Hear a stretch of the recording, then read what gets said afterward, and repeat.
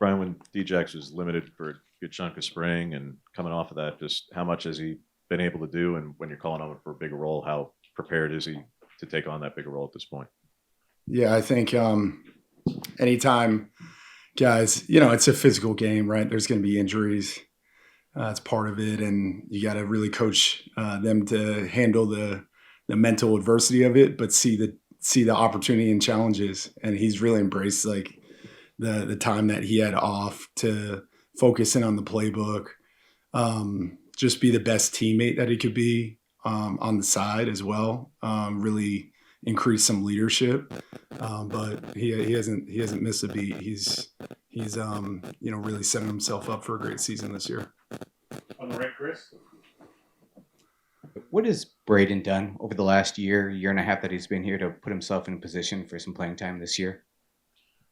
Just attacked every single day with a growth mindset. The mentality that we have in our room, it's got to be with that growth mindset, and you got to be a leader. And so he's just day by day, come to work, really challenge himself to understand the playbook better. Challenge him. He's growing a lot from a communicator, his volume, and we have a saying that volume displays confidence. So just hearing him out there on the sideline and hearing how he's communicating, but it's just all the preparation. It's the day to day, and we're year round with these guys. I mean, these guys work incredibly hard, and he's worked incredibly hard up to this point. Right here with James. What makes Jerry ready to take on a bigger role on defense? And I'm guessing probably still also have a role on special teams, but when that's been what he's been doing, to probably increase his role there and also take on a bigger role in defense. Yeah, I mean, Jerry's developed himself, and he's been very, very patient. But there's no substitute for the experience that he's had the last couple years. Being behind the guys that he's been behind, and a lot of practice reps. I mean, he might be consistently every camp the highest rep count linebacker when it comes to reps out there. He does an unbelievable job staying healthy. So he's been healthy. He's gotten a ton of reps. He had a great spring. He came out in the spring game, had a great spring game. That wasn't a surprise to me. The development process of college football. He's right here, going into his third year in the program, and it's should be Jerry's time. Back middle, Brett. Coach, obviously depth has been a key theme when talking about this Oregon football team. Can you just talk about the depth that your group has this season, and just maybe the overall growth you've seen from them as a unit with only obviously a couple weeks left before the start of the season? Yeah, depth is really important to be a championship football team, to make those long runs and to, be healthy throughout the season. The thing that I take a lot of pride in is treating everyone like they could be the starter. I mean, there was a time that Bryce Betcher was a walk-on safety that came in a linebacker room that, was a special teams guy sometimes, and I believed in him. So that same belief goes for Will Stratton, Cruz rushing, Gavin Nix, true freshman. And so you just develop every single guy to think of themselves as a starter. We do a great job of having rotations at practice, splitting the team green, yellow. A lot of guys get different experiences with each other. So they're building that cohesiveness. There's going to be things that happen during the season. There's going to be guys that go down, but there's that saying, next man up. But, truly here we are preparing that every single day that we practice in camp with how we rotate green, yellow. You're on the left, Matt. How many guys do you want to rotate to be able to keep guys healthy, to be able to have the production be at the optimal level when they're on the field? What's kind of that number, and how close are you to it? Yeah, I mean, it's about who's really ready to play in that moment. I mean, there's some teams that play 90% of snaps with two linebackers. That hasn't been the case since I've been here because Jamal Hill is an NFL linebacker. He was a rotational guy. Bryce Betcher was in that room too. We had Justin J. So there's been depth in that room in the past. I think, if we can roll with 4 or 5, I mean, we'd like to have a lot of linebackers on special teams. It's all about kind of how many guys we can get on the quote unquote bus or the plane at our level. I'd love to travel 6-7 linebackers if I could, but just prepare each one of those guys to step up in the role when, the opportunity comes. Right here, James. Both you and Dan had said late in the spring that, yeah, you weren't going to go to the portal, that you were confident in your guys and your ability to develop those guys. It's one thing to say it, and it's another to live up to exactly what you said you're going to do.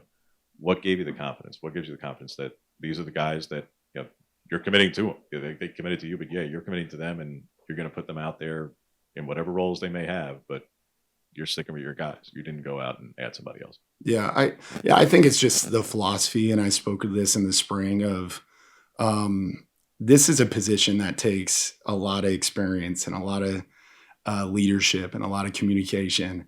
And I think it's best to build from the bottom up. And we had a great signing class with those three, Braden Platt, Kamar Matudi, Dylan Williams. They all redshirted last year.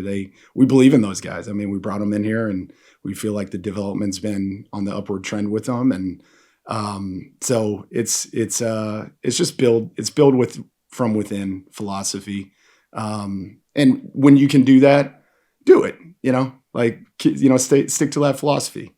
But I believe in myself as a coach and taking guys from point A to point B, believing in people and not just saying someone's this or someone's that. It's, seeing them for, what they can be in their future. And so see the growth that's happening from the young guys and even the vets in the room right now too. Back right, yeah. Yesterday, Coach Lanning talked about the player leadership, the vocal leadership he has seen from this team. He talked about Bryce specifically. You touched on it a little earlier today. Just curious, just looking at your room as a whole, it seems like you guys have a lot of player leadership, a lot of vocal leaders in your room. Can you talk a little bit more about the vocal leadership that you've seen, especially from your room? Yeah, so we have musts within the inside linebacker room, and it's the first thing when they open up their fall camp playbook, they see their 3 musts.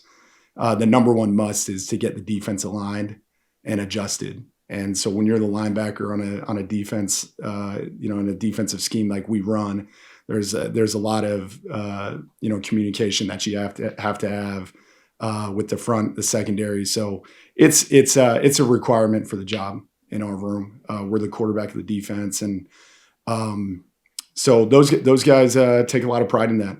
I tell them at the very beginning of camp, hey, that's the number one must. So if you want to be on the field this year and play linebacker at Oregon, then you have to exhibit that.